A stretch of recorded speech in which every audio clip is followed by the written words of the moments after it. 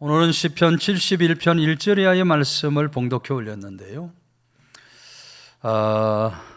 지난주 내가 주를 바라오니 말씀에 이어서 내가 주께 피하오니 다윗의 계속되는 고백의 말씀을 듣게 됩니다. 71편 1절의 말씀을 보면 여호와여 내가 주께 피하오리, 내가 영원히 수치를 당하게 하지 마소서. 주의 의로 나를 건지시고 나를 풀어주시며 주의 귀를 내게 기울이사 나를 구원하소서.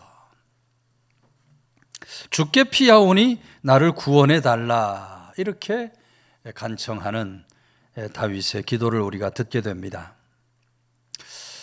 여기 나를 구원하소서 하는 말은 히브리 원어로 웨호슈엔이라고 하는 말인데, 문자적인 뜻은 원수의 위협에서 벗어나게 해달라. 다윗에게 많은 대적들, 많은 원수들이 있었는데 그 원수들, 그 대적들의 손에서, 위협에서 벗어날 수 있게 해달라, 건져 구원해달라, 그렇게 하나님 앞에 부르짖어 기도하고 간구하는 다윗의 모습을 보게 되는 겁니다. 늘 드리는 말씀이지만 여러분, 하나님은 부르짖는 자에게 귀를 기울여 주시는 하나님이신 줄로 믿으시기를 바랍니다. 하나님 부르짖는 자에게 눈길을 주시고 부르짖는 자에게 귀를 기울여 주셔요. 오늘 본문의 말씀처럼 하나님께 부르짖고 기도 간구함으로 나아가면 수치를 당하지 않게 하시는 그런 하나님. 그러므로 오늘 우리들이 하나님께 날마다 부르짖으며 하나님의 구원을 분명하게 믿고, 부르짖는 자 구원해 주시는 하나님의 구원하심을 분명히 믿고 하나님께로 피하는 그런 믿음의 사람들이 다 될 수 있어야 한다. 영국의 의학지인 란셋이라는 의학지에 보면 런던 킹즈 대학 병원 암 환자들의 마음과 정신적인 상태가, 태도가 저들의 생사를 결정하더라, 보도를 한 적이 있습니다. 조사를 해보니까 정신적인 태도와 마음의 자세가 인간의 그 육신의 건강 영향을 미치고 있더라는 것입니다. 저들이 유방절제 수술을 받은 유방암 환자 50명을 대상으로 수술 후에 저들의 상태를 관찰해 보았다 그래요. 근데 수술이 끝난 후에 나는 분명히 살 수 있을 것이다, 마음의 믿음을 가지고 살아가는 아주 긍정적인 태도를 가진 사람들 70%가 수술 후에 10년 이상의 삶을 누리며 살아가더라는 겁니다. 그런데 수술을 잘 받았음에도 불구하고 나는 곧 죽을 것이다, 자포자기한 사람들, 믿음을 잃어버린 사람들 75%에서 80%가 10년을 살지 못하고 세상을 떠나고 말더라. 똑같이 수술을 받았고 똑같은 환경, 형편이지만 믿음의 태도를 가진 사람들, 건강을 유지하고 장수했지만 의심의 태도를 가진 사람들, 자포자기한 사람들은 세상을 일찍 떠나고 말더라.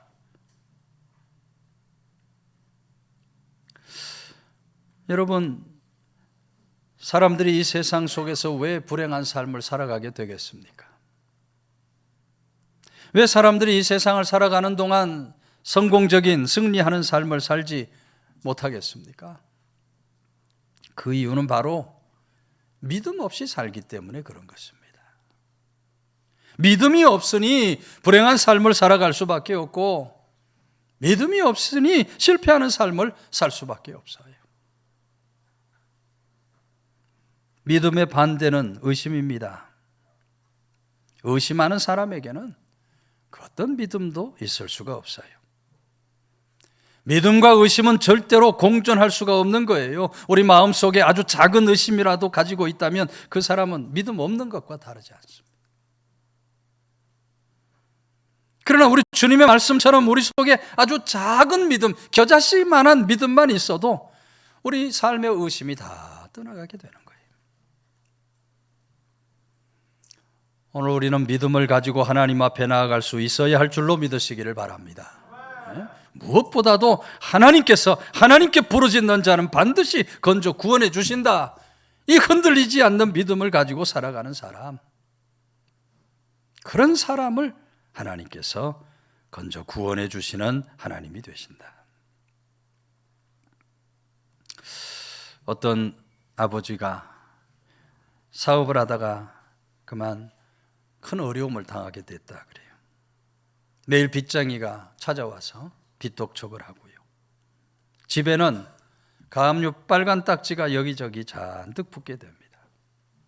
이 집 아들이 언젠가 나도 아버지 사업을 이어서 사업가로 살겠다 꿈을 가지고 있었는데 아버지가 그렇게 되니까 좌절절망이 오는 겁니다.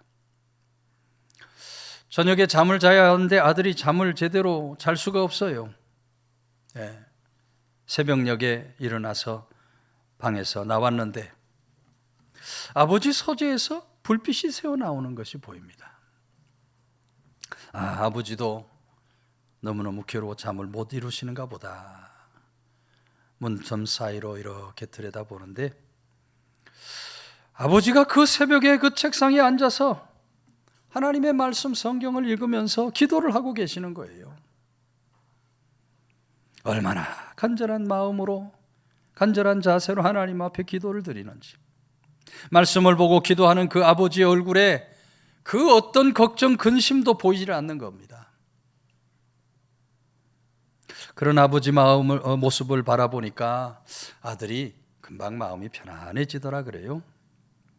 여러분, 결국 그 아버지가 그렇게 하나님께 부르짖어 기도하고 간구하며 하나님께 피함으로 어려움을 다 딛고 사업을 회복하게 된 줄로 믿으시기를 바랍니다.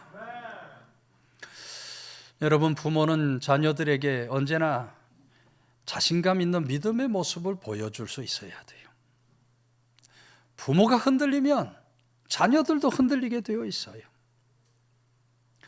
부모의 그 믿음 자녀들에게 물려주려면 죽는 순간까지 꿋꿋한 믿음의 모습을 자녀들에게 보여줄 수 있어야 합니다. 흔들리지 않는 그런 믿음으로만 우리가 승리의 삶을 살 수 있고, 그런 믿음으로만 구원의 역사를 이루어내며 살아갈 수 있게 된다. 어느 여집사님 남편이 몸이 아파서 동네 병원에 가서 검진을 받았다 그래요. 동네 병원이 아무래도 더 큰 병원에 가서 검사를 받아봐야 되겠다. 그래서 종합병원에 가서 검사를 받아보았더니 세상에 간경화 3기에 폐암 3기라는 판정을 받게 되는 겁니다. 말기에 다 이르게 된 거예요. 그 즉시로 남편이 중환자실로 들어갑니다. 중환자실에 들어가자마자 남편의 건강이 막 급속도로 악화가 돼요. 결국 목에 구멍을 내서 호수를 끼워서, 그래서 호흡도 하고 식사도 하게 됩니다. 여러 종류의 링거주사, 의료기기가 매달려서 그것의 생명을 유지해야 하는 그런 상태에 이르게 돼요. 설상가상으로 온몸에 욕창이 또 다 생기는 거예요. 여러분, 그런 남편을 바라보는 아내의 심정이 어떻겠습니까? 정말 말할 수 없이 참담한 거예요. 며칠 지났는데 의사가 와서 하는 말이 앞으로 3일 정도밖에는 살지 못할 것 같다 이야기를 하는 거예요. 천천벽력 같은 소식을 전하는 겁니다. 순간 정신이 번쩍 나더라 그래요. 이제는 세상 의학으로는 방법이 없고 하나님 앞에 매달리는 방법밖에 없겠구나 생각을 하고 이 여집사님이 하나님 앞에 나가서 밤낮으로 부르짖어 기도 간구하기 시작합니다.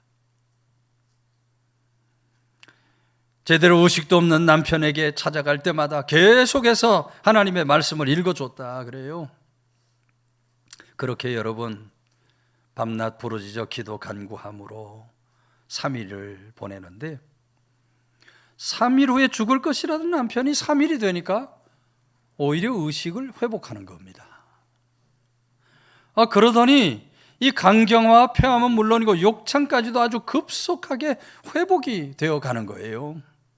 예, 의사도 병원도 깜짝 놀라게 되는 거예요. 여러분, 하나님께서 이 여집사님의 간절한 기도 부르짖음을 들으시고 응답해 주신 줄로 믿으시기를 바랍니다. 그래서 가는 곳마다 3일 후면 죽으리라는 남편을 하나님께서 건져 구원해 주셨습니다. 고백 간증하며 살아가고 있다는 거예요. 여러분, 오늘 우리가 포기하면 하나님도 포기해 버리시는 겁니다. 성도는 절대로 어떤 일이 있어도 포기하면 안 돼요. 우리가 포기하면 하나님도 포기해 버리셔요. 우리가 끝까지 매달리고 끝까지 부르짖어 기도하고 간구하면 하나님은 그런 사람에게 귀를 기울여 주시고 반드시 건져 구원해 주시는 좋으신 하나님이 되신다. 오늘 다윗이 나의 구원이 되소서, 하나님을 향해 부르짖어 기도하고 간구하는 것처럼 날마다 하나님 앞에 부르짖음으로 나아가는 사람, 하나님 주시는 구원의 은총을 누리며 살아가는 성도들 다 되시기를 주의 이름으로 축원해 드립니다. 3절, 주는 내가 항상 피하여 숨을 바위가 되소서. 주께서 나를 구원하라 명령하셨으니 이는 주께서 나의 반석이시오 나의 요새이심이니이다. 다윗은 하나님을 향해 나의 반석이 되소서, 나의 바위가 되소서, 이렇게 항상 피하여 숨을 바위가 되소서. 여러분, 바위가 되달라는 얘기는 바위는 절대로 흔들리지 않고 아주 확고부동하게 서 있는 거예요. 절대적이고 확고한 피난처가 되어달라는 그런 기도 간구입니다. 여러분, 하나님은 우리들에게 있어서 절대적이고 확고한 피난처가 되기 때문에 우리들이 언제나 그 하나님께로 피하여 갈 수 있어야 돼요. 오늘도 하나님은 하나님께 피하는 자 안전한 처소가 되어주시는 줄로 믿으시기를 바랍니다. 영원히 변하지 않는 피난처가 되시고 우리의 피할 바위가 되시고 요새가 되어주시겠다. 아동문학가인 권정생이라는 분이 계셔요. 나이 30즈음에 그 시골 마을교회 문간방에 기거하면서 종을 치기 시작했다 그럽니다. 옛날에는 교회 그 옆에 조그마한 방을 하나 만들어 종지기들이 있었어요. 교회 종지기 삶을 산 겁니다. 그때는 새벽 4시, 오후 6시만 되면 종소리가 마을에 울려 퍼졌어요. 한 번 종을 치는데 한 60번 이상 종을 쳤다 그래요. 그리고 그렇게 종을 칠 때 한겨울에도 장갑을 끼지 않고 종을 쳤다 그래요. 장갑을 끼지 않은 것은 종이 잘 울리도록 하기 위함도 있지만 이 종을 치는 것은 정말 성스러운 일을 하는 것이다. 그런 마음가짐에서 그 추운 겨울날 장갑도 끼지 않고 그 종을 친 겁니다. 그런 1960년대 교회 모습을 권정생이 그리움으로 회상하면서 이런 말을 했어요. 내가 예배당 문간방에 살면서 새벽종을 울리던 때가 진짜 하나님을 만나는 귀한 시간이었다. 특히 추운 겨울날 캄캄한 새벽에 종주를 잡아당기면 유난히 빛나는 별빛을 바라보는 그 상쾌한 기분은 지금도 그리워진다. 1960년대만 해도 농촌교회 새벽기도는 소박하고 아름다웠다. 전깃불도 없고 석유램프 불을 켜놓고 차가운 마룻바닥에 꿇어앉아 조용히 기도하던 기억은 성스럽기까지 하다. 그 중에 6.25 당시 남편을 잃고 딸 하나 데리고 살던 김 집사님의 찬송 소리는 가슴이 미어지도록 애절하다. 새벽 시간이면 제일 늦게까지 남아서 부르던 고요한 바다로 찬송가 373장은 그녀의 전속곡이다. 마지막 4절, 이 세상 고락간 주 뜻을 본받아 내 몸이 의지 없을 때 큰 믿음 주소서. 그러며 흐느끼던 모습은 모든 사람들을 숙연하게 만들었다. 새벽기도 끝나고 모두 돌아가고 아침 햇살 창문으로 들어와 비칠 때 교회 안을 살펴보면 군데군데 마룻바닥에 눈물 자국이 얼룩져 있고 그 눈물은 모두 얼어 있었다. 눈물 흘리며 찬송 부르던 김 집사님의 모습은 성스러움이 무엇인지 가르쳐 주었다. 그분에게 하나님은 영원한 피난처시며 숨을 바위셨다. 여러분, 우리 하나님은 영원한 피난처가 되시고 숨을 바위가 되시는 줄로 믿으시기를 바랍니다. 우리들이 날마다 그 하나님께로 피하여 살아가는 믿음의 사람들이 될 수 있어야 돼요. 우리 옆 사람하고 인사하겠습니다. 하나님은 우리들의 바위가 되십니다. 하나님은 우리의 바위가 되십니다. 나의 바위가 되소서. 다윗의 고백처럼 반석 되시는 하나님을 바라고 의지하고 하나님께 피함으로 넉넉히 이기고 승리하는 복된 삶을 살아가는 성도들 다 되시기를 주의 이름으로 축원해 드립니다. 5절 6절 말씀은 주 여호와여 주는 나의 소망이시요 내가 어릴 때부터 신뢰하니시라 내가 모태에서부터 주를 의지하였습니다. 다윗은 하나님을 향해서 하나님이 나의 소망이십니다. 티그와티라는 말인데 하나님이 버리지 않으신다라는 의미를 가진 말이에요. 아무리 우리가 어렵고 힘든 삶을 살아간다 할지라도 하나님은 절대로 우리를 저버리지 않으시는 하나님, 우리를 반드시 건져 구원해 주시는 그런 하나님이 되어주신다. 여러 번 말씀드렸지만 여러분, 다윗의 삶은 수많은 대적 원수들이 가득했던 삶입니다. 사울왕의 추적을 피해서 살아야만 하는 그런 참담한 시간들도 있었고, 왕이 된 후에도 수많은 나라와 전쟁을 치르며 그 손에 피가 가득해야 했다. 그 말년에는 그렇게 믿었던 아들 압살롬의 반역으로 광야 사막을 유리하는 처참한 신세가 됩니다. 그러나 그럼에도 불구하고 다윗은 오직 하나님께 피하고 하나님께 소망을 가지는 거예요.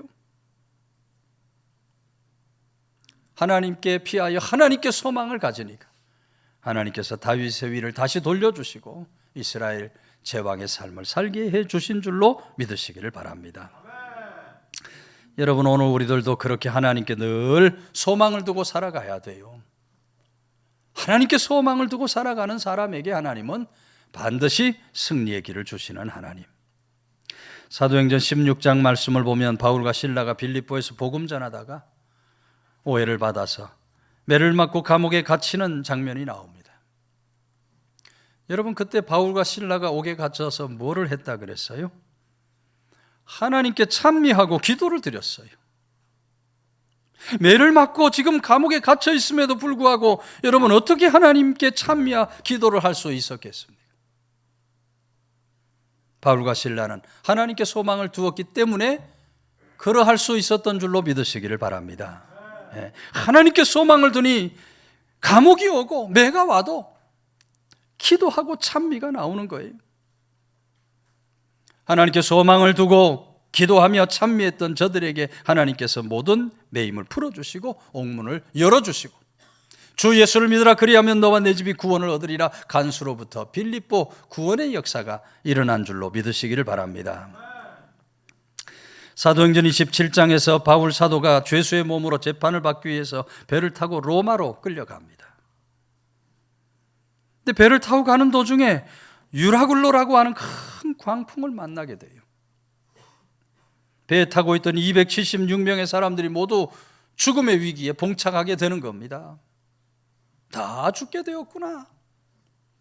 좌절 절망 가운데 있을 때 여러분, 사도행전 27장 25절 말씀 보면 여러분이여 안심하라. 나는 내게 말씀하신 그대로 되리라. 하나님을 믿노라. 하나님께서 네가 노마에까지 가서 복음을 전할 것이다 약속해 주셨으니 여기서 죽지 않고 반드시 살게 될 것이다. 하나님을 소망하고 바라보았던 여러분, 바울 사도 그 풍랑 가운데서 구원함을 받아 로마에까지 복음을 전하게 된 줄로 믿으시기를 바랍니다. 여러분, 하나님께 소망을 두는 자는 누구라도 다 살게 되어 있습니다.